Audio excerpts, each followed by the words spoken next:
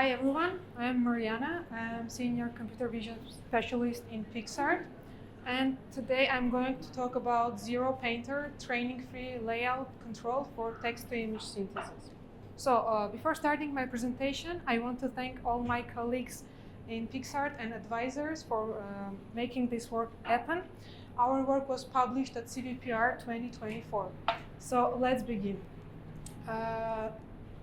Shortly about agenda. I'm going to talk about generative models in general. What are they?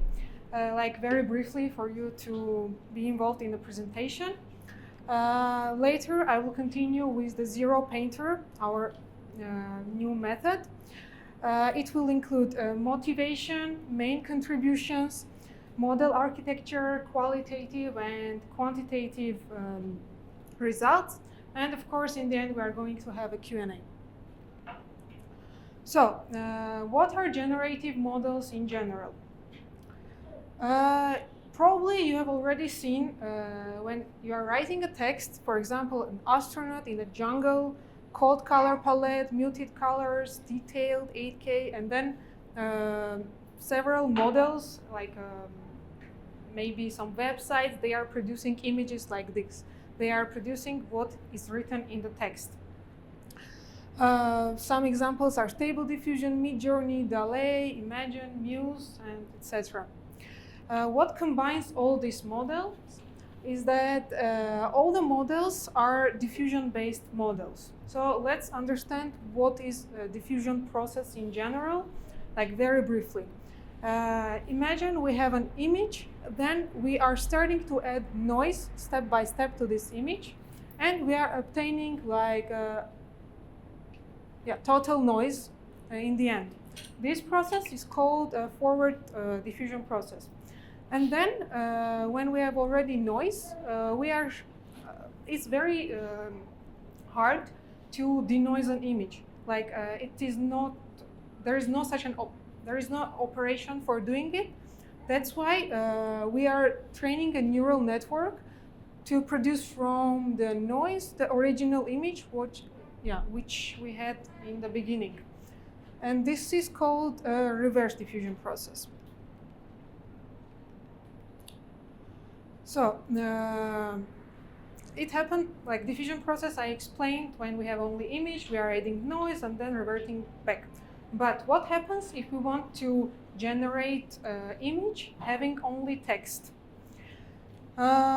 This is the architecture of conditional diffusion models, like the most popular architecture, which was presented in 2022 in the paper High Resolution Image Synthesis with Latent Diffusion Models. How it works? We have noise, which is X. I will try to do it with the laser, but it's not kind of working. Okay, we have an X, which is a random noise. We are using variational autoencoders to encode our X, and then we are obtaining some Z.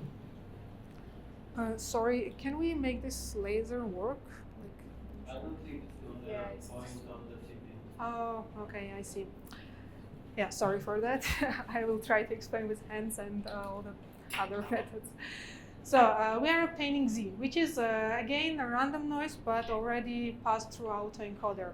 Then what happens with this Z? We are simply adding a lot of noise, and remember this process, like adding noise. The same happens here. We simply add a noise. Then we are obtaining ZT, which is this part. Anyway, it's already added noise. The forward diffusion process is already happened. Then we have some conditions. For example, text, images, semantic maps. Imagine we have text. We are encoding this text, and then text along with the ZT, which is a random noise, not that random, but which is noise. We are now need to train a neural network to obtain an image. So this part is about this neural network. We are using UNets to denoise everything back. So this is very briefly about diffusion models. So what we are doing in Zero Painter. When we have an image, when we have a text and want to generate image, we don't have a lot of control on the image. Of course, you can say like, yeah, we have some semantic maps which is helping to condition our image, but these conditionings were not working that good. That's why we came up with this approach. In our approach, what we have a layout, which is this image. Yeah. For example, this orange region, it was drawn by hand. It is supposed to be a canyon, and this blue region, which is also drawn by hand, is supposed to be a yellow Volkswagen. We are conditioning our generation in this way, and then we are using Zero Painter to create image like this, where each prompt aligned with its mask, which was drawn by hand. Is it like clear? Do you have any questions at this part? Yeah. Okay, so this is basic idea between in the Zero Painter. Here I presented some examples. For example, a cat standing on his hind legs and bouquet of flowers. You can see how it's generated. So each part of the prompt is corresponding to its layout.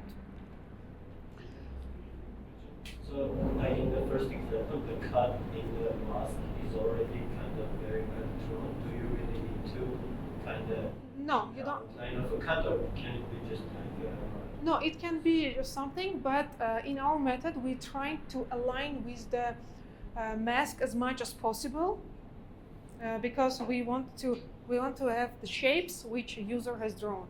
But of course, we have some freedom, like when the mask is not really nice, so we can generate it as well.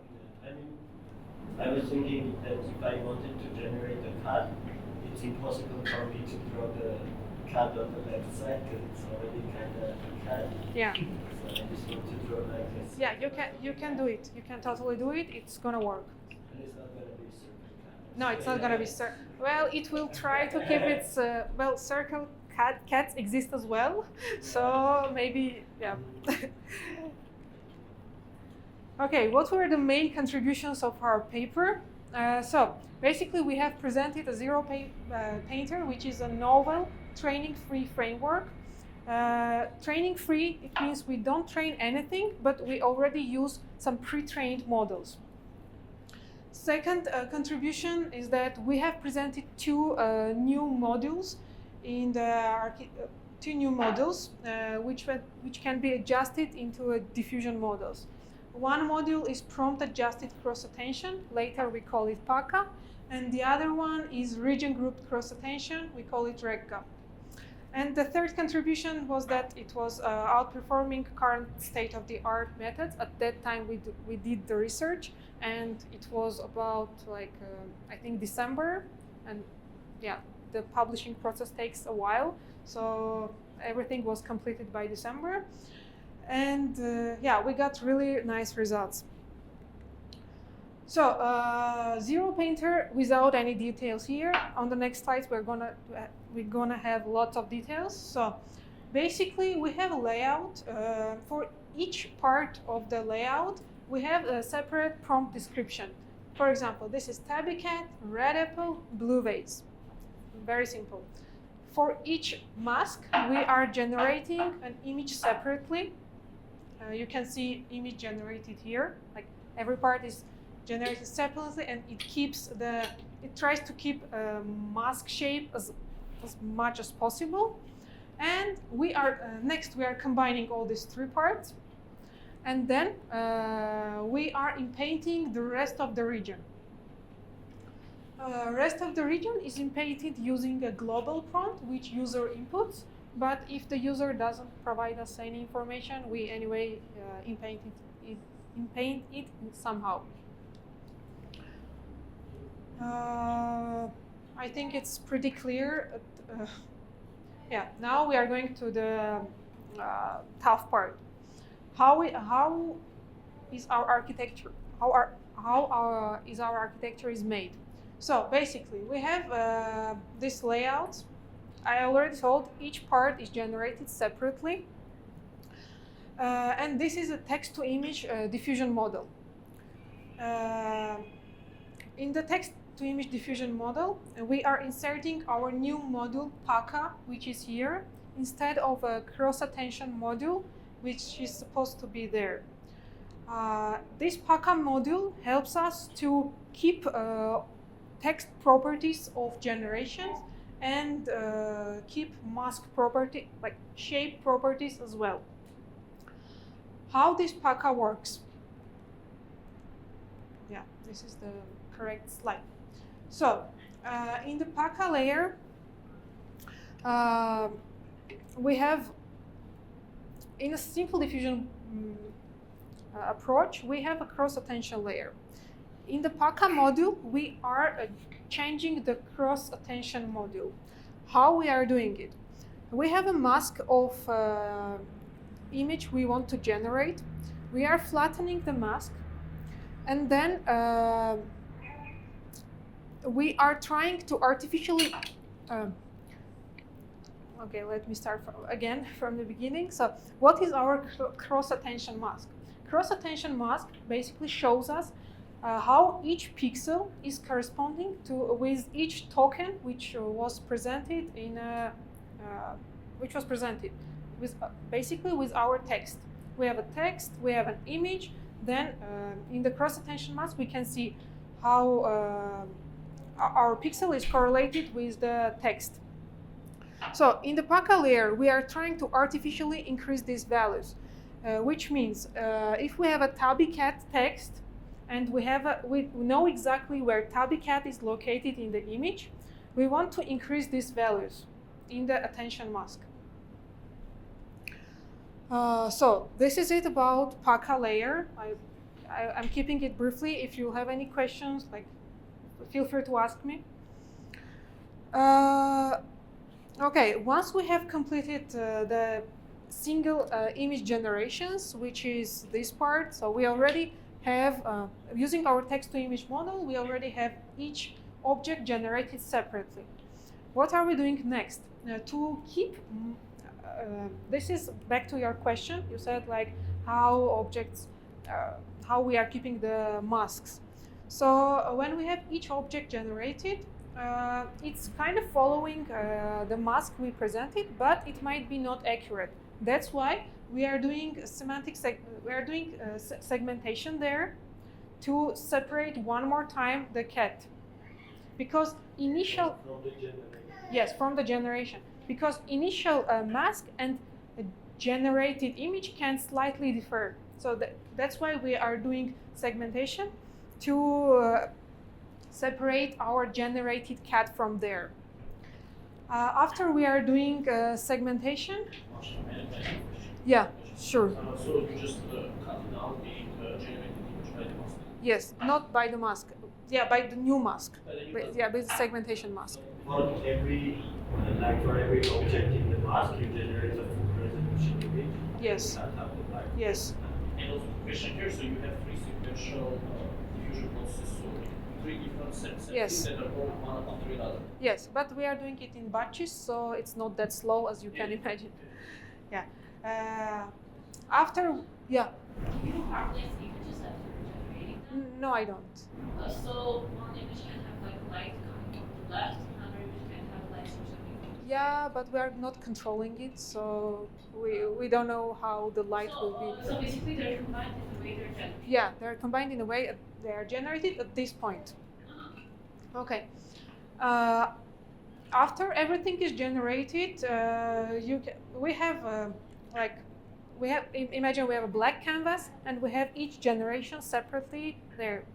What we are doing next step is doing inpainting of the background region. How inpainting is done? So inpainting is just filling a black part with the text which we already have. This is like a simple inpainting model, simple diffusion inpainting model. And here we also change cross-attention module. but now we are changing it with the RECA module. How we are doing it?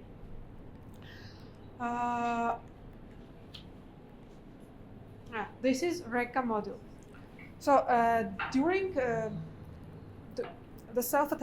cross-attention process, we have an image, and we already in this image we know which part is the background and which part is the foreground and which part corresponds to the separate objects. So while doing in painting on a background, we use only pixels which are corresponding to the background. So we are calculating the cross-attention map using only background and background prompt. And we are doing the same with the objects which were generated. But in this case, we are computing their cross-attention, cross-attention matrix with the prompts which correspond to each mask. And then in the end, we combine everything together.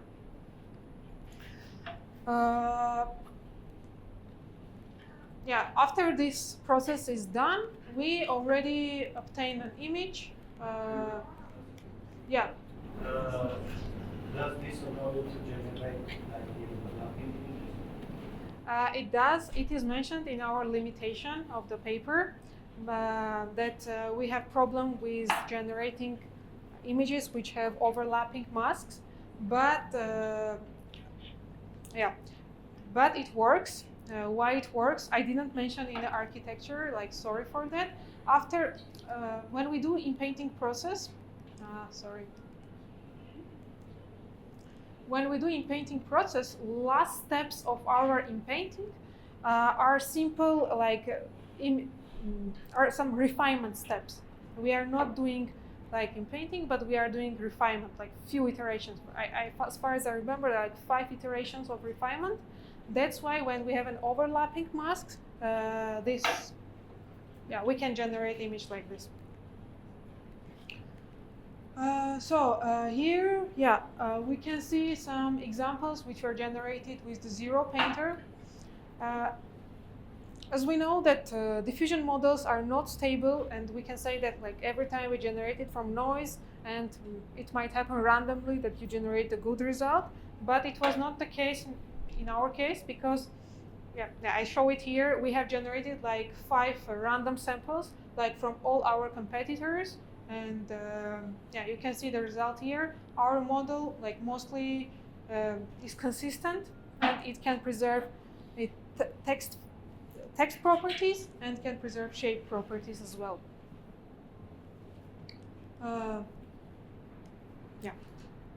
How we evaluate our model? We have the 2 metrics. First one is a local clip score, and the second one is a local intersection over union. How is a local clip score is computed? So basically, we have an image, already generated image. We know where the object should be. We are cutting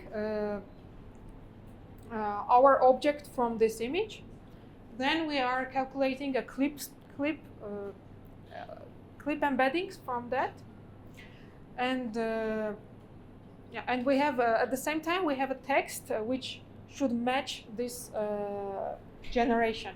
So we have basically we are encoding our text, then we are cutting our generated part, then we are extracting clip embeddings from generation, and then we calculate similarity between these 2 latents.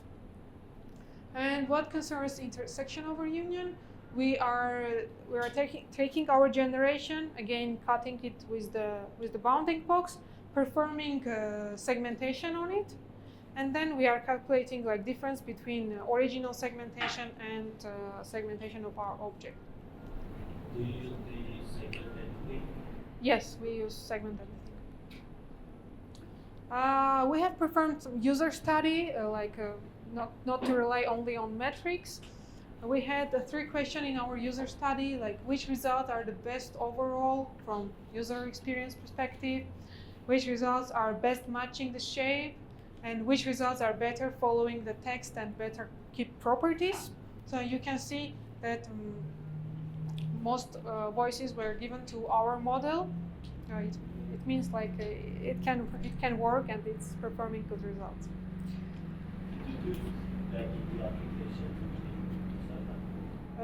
Yeah. Yeah, we did in the Picsart like worker instead of our with our colleagues, but all the results were shuffled and no one knew which one is our result. Yeah, everything was kept fair. Yeah. Do you have any questions? Yeah. You said the network is training free. Yes. How do you train the models? We are not training models. We have a stable diffusion, like already in the pre-trained way. We are using here 1.5 and 1.4. We tested both. So we already have trained diffusion model. We are changing cross-attention modules inside already trained models. But a model is already trained.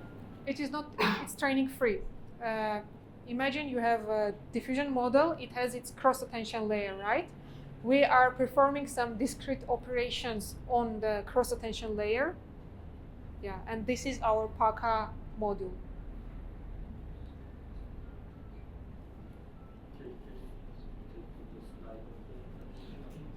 Yeah. So you just kind of reweight the Attention map, yes. Yeah. In terms of application, I'm thinking how to use it. It seems one of the nature of application is non-controllable, spatial controllable image variation. So you provide the images as input, generate semantic masks, provide the new properties for the main objects in the set in the front of the front, and then you run your pipeline basically. So you can generate interesting variations that will be guaranteed to preserve the spatial information. Yes. Any other practical application? Well, it's most of the artistic use case when you're just you're a person, you don't know how to draw, you're just sketching something and then you are explaining in detail what it should be. Like of course, like gold vase is not something very specific, but you can go as deep as you want.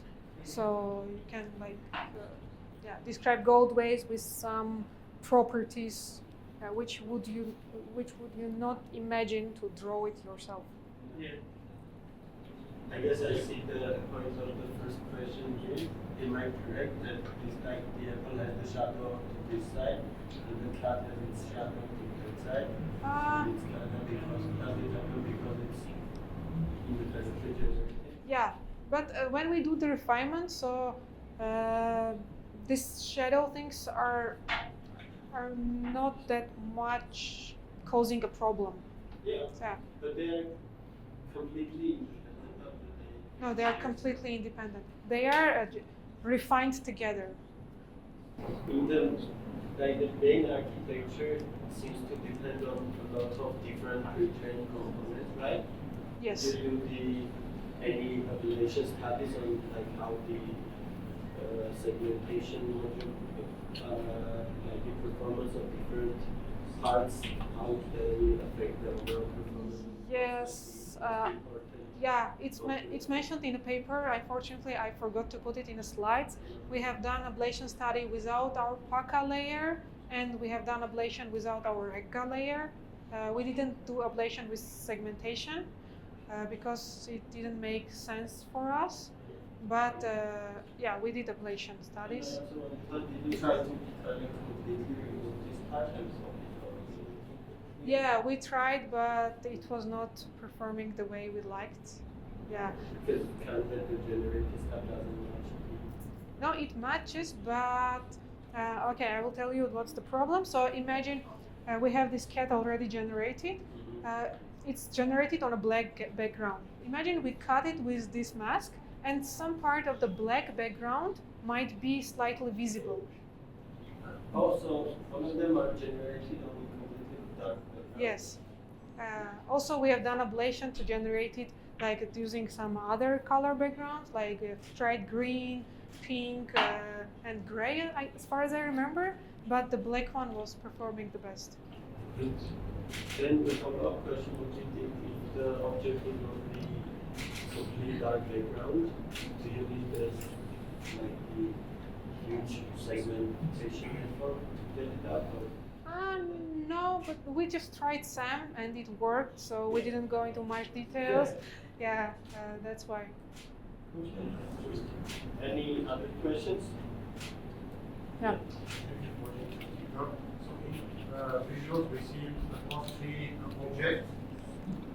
Does the quality deteriorate if you put more than 3 images? No, it doesn't. But yeah, I created dataset myself. Like, of course, I did like in automated way, but